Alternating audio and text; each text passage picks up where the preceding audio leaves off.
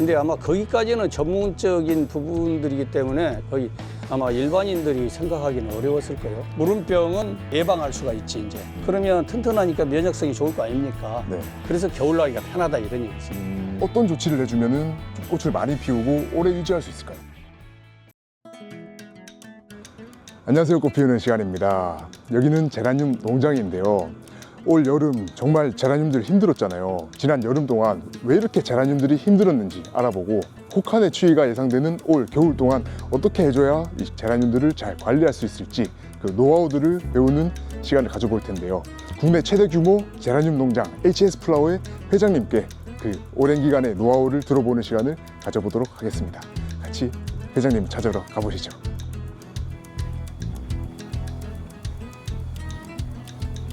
네, 안녕하세요. 그래. 저희 HS플라워 회장님이신데 경력이 몇 년 정도 되셨죠? 이제 화훼 입문한 지는 한 50년 됐고 네. 우리 이제 전문적으로 제라늄을 전문화한 것은 한 20년 정도 됩니다. 네, 올 여름이 유독 뭐 이상기후 때문에 폭염이랑 막 습도도 엄청 높았고 그래요. 그래서 제라늄 키우시는 분들이 되게 많이 힘드셨을 것 같거든요. 저희 사무실에 있는 제라늄들도 좀 상태가 안 좋아진 친구들이 몇 명 있어서 되게 좀 가슴 아팠는데 그래서 오늘 제라늄 잘 키우기 위한 그런 관리법을 좀 배우러 왔습니다. 아, 그래요. 예. 네, 처음으로 궁금한 거는 그 여름철에 좀 어떻게 좀 조치를 해줬어야 됐는지. 예, 제라늄이 사실 이제 원래 그 열대 식물이 아니고 네. 그러한 이제 언제 이제 시원한 곳에서 원래 자생했던 것들을 우리가 이제 이렇게 그걸 갖다가 우리가 이제 오늘날 이렇게 재배하고 있거든요. 네. 근데 이제 금년 같은 더위에도 조금 더 극복할 수 있는 부분은 수분을 너무 많이 가지고 있지 않도록. 그러면 물을 좀 줄이는 방법도 있을 수 있고 네. 이렇게 되면 이제 무름병 같은 것도 방어할 수 있지만은 단단하게 세포 조직을 단단하게 가지고 간다고요. 네. 그러면 좀 더 어려운 환경 속에도 극복할 수 있는 이런 면역 체계가 가지고 간다고 보시면 돼요. 그 물을 좀 줄인다는 게 얼마나 줄여야 되는 건지 좀 궁금하거든요. 이 제라늄 특성은 물 말라갖고 죽지는 잘 않아요. 다만 수분이 모자라면 탈수 현상이 일어나서 잎이 노랗게 돼서 말라 떨어질 수는 있어도 네. 죽지는 않아요. 그러면 이제 다시 좋은 환경이 되면 그게 다시 기능을 제대로 해요. 그러면 좀 더 감이 올 수 있도록 물 주는 주기나 이제 물 주는 양이나 일단 주기는 어떻게 하면 좋을지. 이제 그 부분은 참 이거 애매모호한 게 네. 용토와 환경에 따라서 다르거든요. 네. 통풍이 잘 되는 곳은 물이 빨리 발열되고 네. 잘 안 된 데는 그만큼 정체되거든요. 네. 그다음에 이제 햇빛이라든가 이런 이제 요건에 따라서 물을 줘도 그냥 발로 말라버릴 수가 있고 네. 그렇기 때문에 그렇게 얘기하기는 좀 어렵고. 그러면 흙 전체가 거의 다 좀 거의 건조해질 때쯤. 그렇죠. 그때 이제 물을 좀 주는 게 낫다 이거죠. 그러면 물 주는 양은 어떻게? 물 주는 양은 뭐 한번 줄 때 밑에 화분 밑에 물이 충분히 흐르도록. 물구멍에서 물이 쭉쭉 계속 떨어질 그렇죠. 때까지. 떨어질 때까지. 그러니까 충분히 많은 양을 줘야 되는 거예요. 여름에도. 한번 주면 주고 그다음에 말려버리면 돼요. 대신에 이제 그 물구멍으로 떨어지는 그 물이 네. 좀 중요하죠. 왜 그런 우리가 관리 요령을 그렇게 설명을 하냐면 식물도 동화작용하면서 성장하다 보면은 내뱉는 물질들이 있어요. 네. 그것들이 물로 인해서 탈출이 돼야 돼요. 계속 안에 정체돼 있으면 부패 요인이 되니까. 그래서 물을 줄 때는 흠뻑 주라는 얘기예요. 흠뻑 주르면 염류 현상도 안 일어나고 다시 새물이 들어가면서 새로운 물속의 미생물들이 다시 시작이 되니까 신선한 환경을 만들어준다 이런 얘기예요. 근데 찌끔찌끔 되면 계속 그 안에서 우리가 이제 먹고 나머지 그 질들이 전부 다 정체돼 가지고 나중에 부패될 확률이 크죠. 그래서 항상 물 줄 때는 충분히 줘서 밑에 이렇게 흘러내리도록.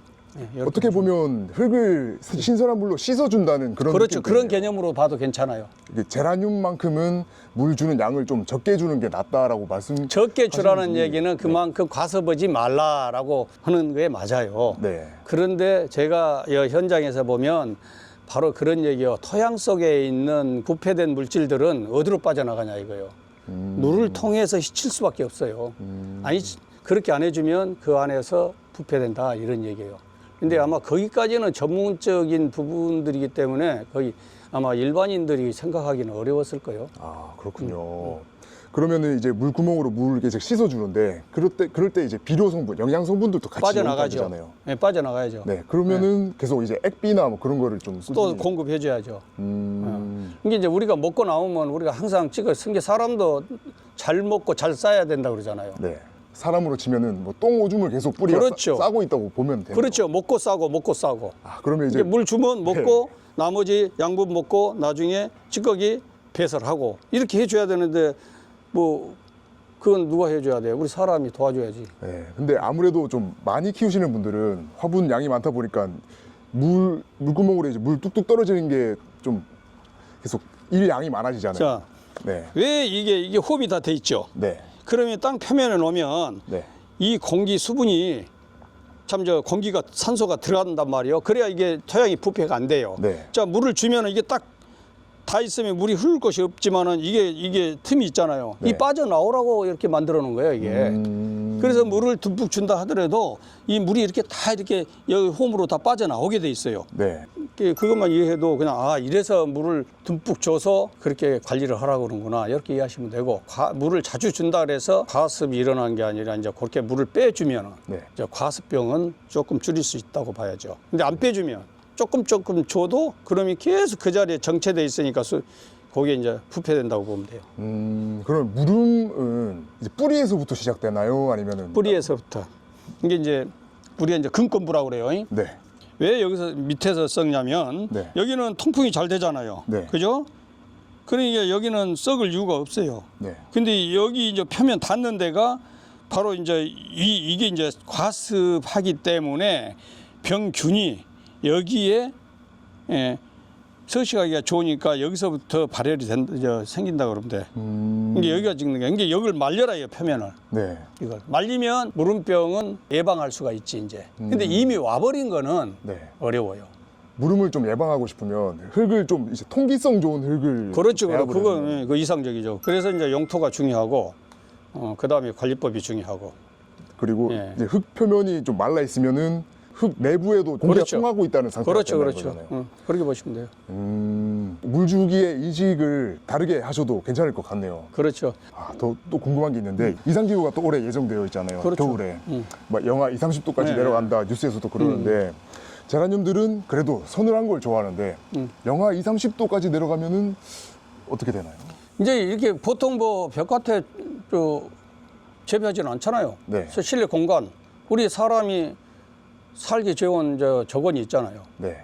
그보다도 훨씬 더 다운이 돼도 괜찮아요. 5도 정도 내려가도 아무 상관, 오히려 더 휴면기에 들어가서 그 다음에 더 좋다고 봐야 돼요. 그럼 그때는 잎은 좀 떨어지나요? 안 떨어지죠.